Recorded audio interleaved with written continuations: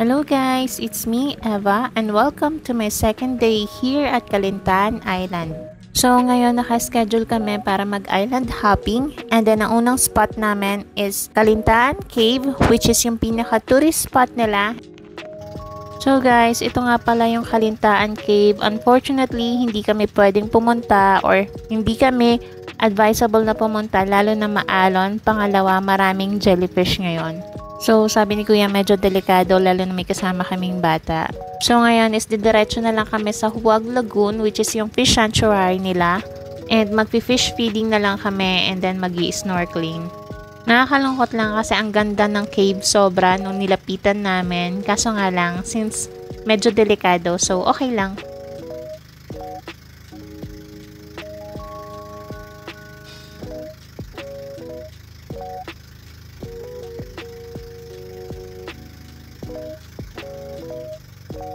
And now, we're here at Huwag Lagoon. So, onting lakad lang papunta na ng reception nila since magbabayad ka ng 200 pesos for fish feeding. Groups na yon. And then, 200 pesos naman per pax for snorkeling. So, in our second day, medyo marami-rami na nga pala ang tourist na pumupunta dito sa Huwag Lagoon para mag-fish feeding.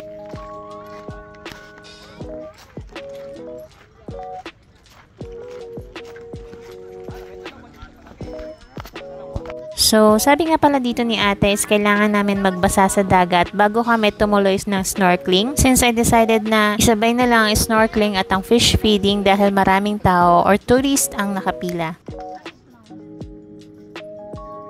So, ito, sinusuot ko na kay Bobby ang kanyang snorkeling mask.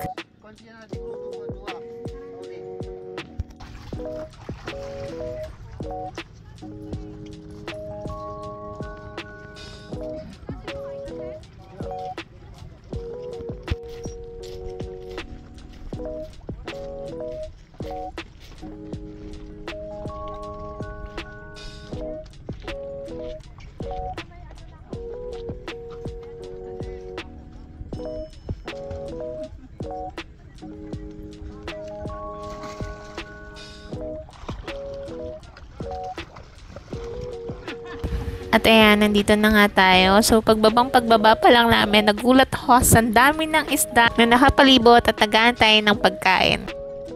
At ayan, tinuruan nga ako ni Kuya kung paano ibibigay sa kanila yung pagkain or paano ang tamang pagkain. So, dun nga pala sa isang tub is meron na siyang maliliit na isda at biscuit. And hinayaan ko na nga rin pala si Bobby para magpakain ng isda at para ma-experience naman niya.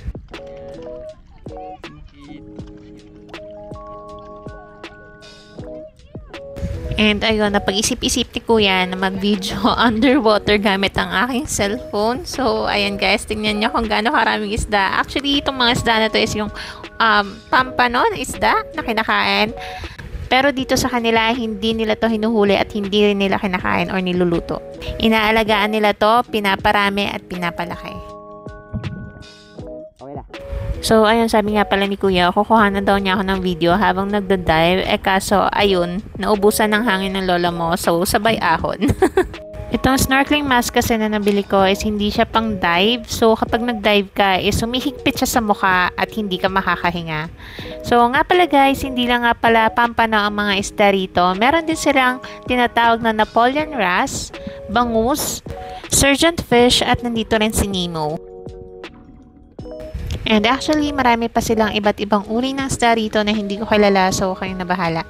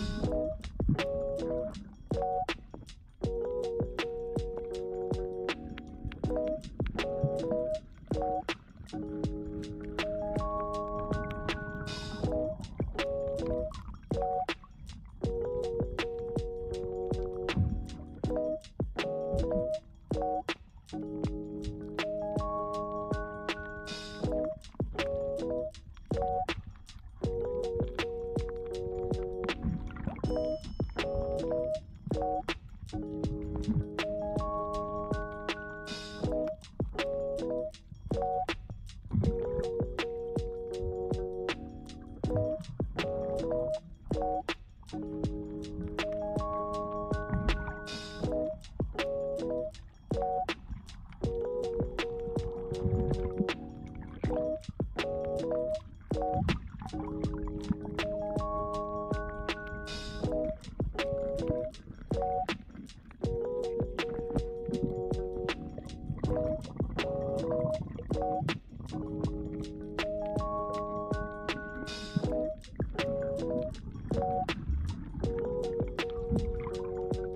eto, napagod na ang lola mo, tamang silip-silip na lang sa mga isda, pati si Bobby.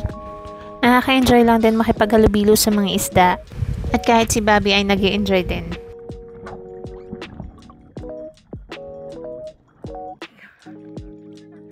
Teka lang, Bobby, binibidyohan ko. Ayun na. Ang galing. Bobby!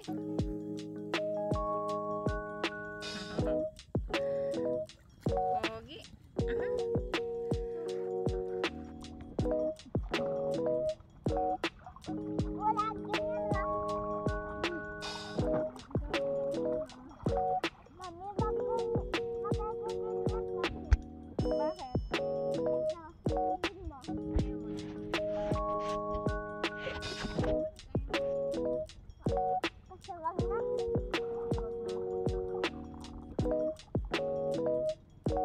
At ayun guys, tapos na nga kami makipaghalubilo o mag-fish feeding. So ngayon ay kukunin naman namin ang aming mga gamit sa reception. So ito nga pala guys yung mga isda na nandito sa lagoon. So i-pause nyo na lang. At ngayon pabalik naman na kami ng Matnog. Doon na lang din siguro kami magbabanlaw sa pinagparkan ko, which is resort naman yun. So guys nga pala, just in case na may stranded kayo sa Matnog at hindi kayo pwede sumakay ng Roro dahil sa sobrang lakas ng bagyo, pwede kayong mag-stay doon dahil resort naman yun. Beachfront din naman yun, yun nga lang wala silang swimming pool. Para lang siyang lodging at the same time pwede kang maligo ng beach. At kung mag-island hopping naman kayo around Kalintaan, Tikling at kung saan pang Karatig Island, pwede naman din kayo dito mag-park. 200 lang ang single nila. And next is our land tour. So, ang una nga namin pinuntahan is itong Irosin View Deck. And malapit lang siya sa Matnog. I think it's 30 minutes away lang ata.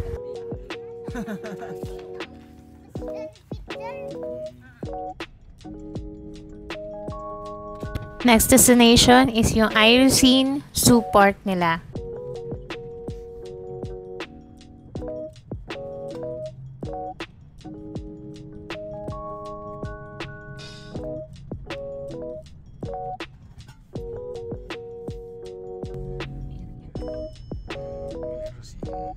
So ayan, pagpasok namin ng Irosin Eco Zoo Park nila, nagulat ako dahil walang bantay or walang guard. Hindi ko alam kung yung time lang ba na yon or wala talaga silang guard.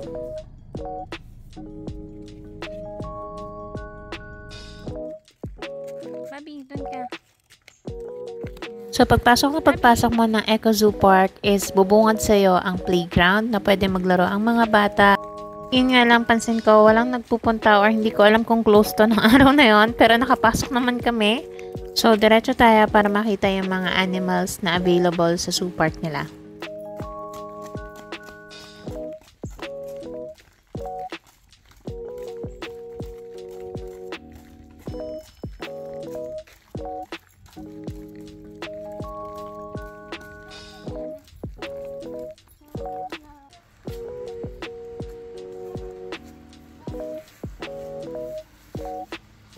So, ayun, nalaman ko na under reconstruction nga pala tong lugar na to. I think nililipat pa lang nila yung mga ibang animals kasi onti pa lang yung naabutan namin.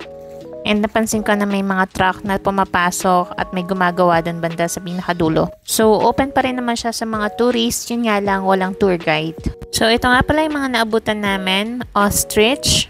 Meron sila ditong 2 ostrich.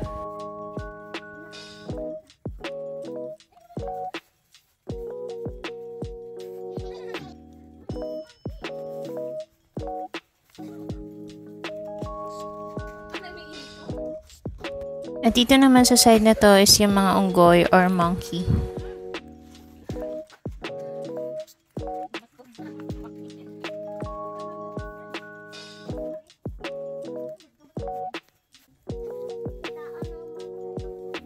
Then on this side may bird pero hindi ko alam kung anong pangalan kasi wala nakasulat.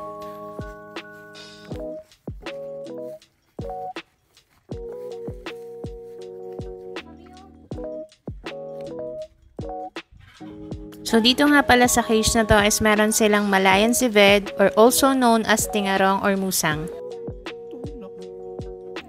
And then sa katabing cage is Burmese python.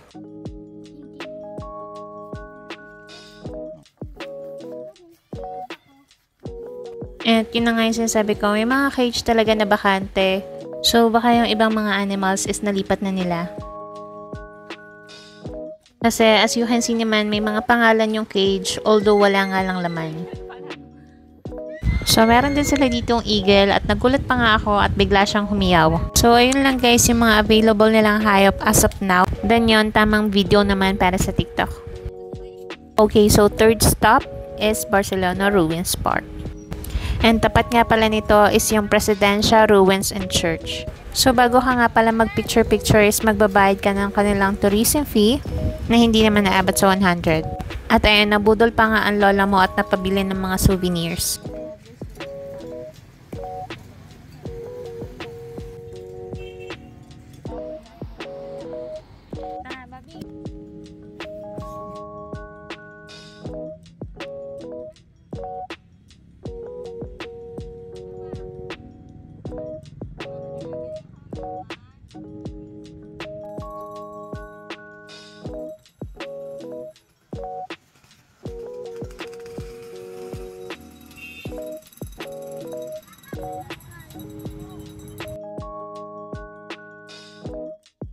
Fourth stop is the capital of Sorsogon.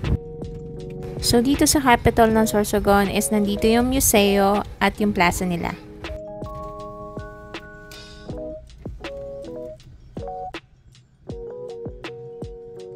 Ang lawak, ang ganda at ang linis ng plaza nila. Marami ring bata naglalaro ng skateboard. Hindi na kami bumaba kasi atat na si Bobby na makita ang Bulkang Mayon. So talagang dinaanan lang namin siya para masilip.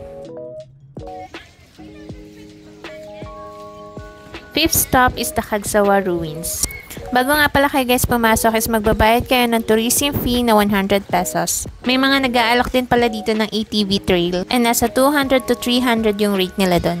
And according kay kuya na nag-aalok ng trail, it takes 45 minutes bago mo ma-reach yung pinakapaahan ng bulkan. So guys, may mga nag-aalok nga pala ditong photographer na pipicturean nila kayo at magpo-post na lang kayo. Tuturuan nila kayo ng mga iba't ibang klase ng post para maganda yung kalalabasan at pwedeng pang Instagram. So ayun, medyo ginabi na nga pala kami rito. Actually, marami pa dapat kami dadaanan kagaya ng Sumlang Lake, Japanese Tunnel, Quintinan Hills, Mount Masagara Campsite at Mount Mayon Volcano.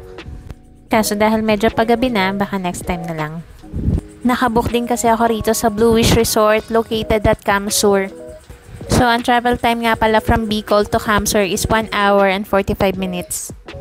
So, ito nga pala guys yung resort. Ito yung pinaka-entrance nila. At ito naman yung kinuha kong room which yung tag 1,200 pesos nila. Medyo maliit lang pero okay lang kasi dalawa lang naman kami ng Bobby ko. And may toiletries na rin siyang kasama. Also guys, hindi pa nga pala kasama doon yung entrance fee ng pool which is 200 pesos per pax. And pwede rin pala kayo rito mag-rent ng karaoke. And now, good morning! Hindi ko in-expect na malatagaytay pala ang vibe niya pag morning.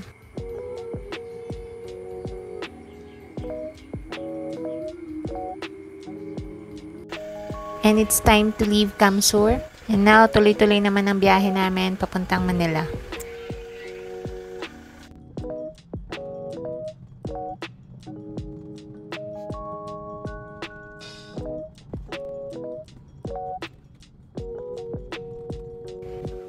We are still here at Camsur. Nag-stop over lang kami para umihi. Well, actually, malawak ang Camsur at maraming magagandang lugar na pwedeng puntahan. Yun nga lang, hindi ko pa siya ma-explore but next time pag uwi, ito naman ang pupuntahan at sasadyain ko.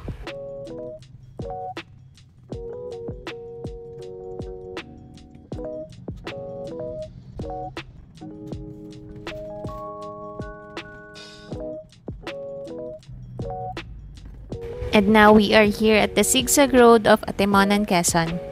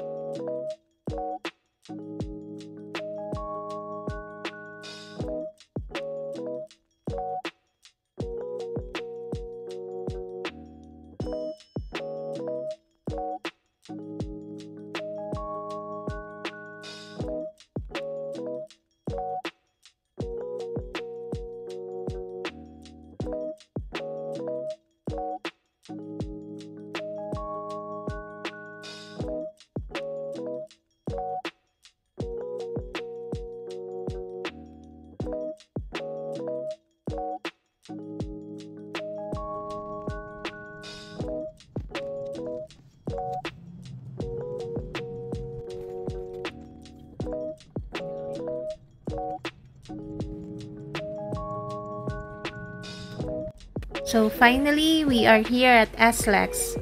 So hindi ko na nga pala na-capturean, nagpalagay ako ng RFID para mabilis na lang, and since free lang naman yun, nagpa-load lang ako ng 500. Mag-EDSA nga pala ako, so ang exit ko nito is Cubao. And yun lang guys, I hope nag-enjoy kayo sa video ko. Bye!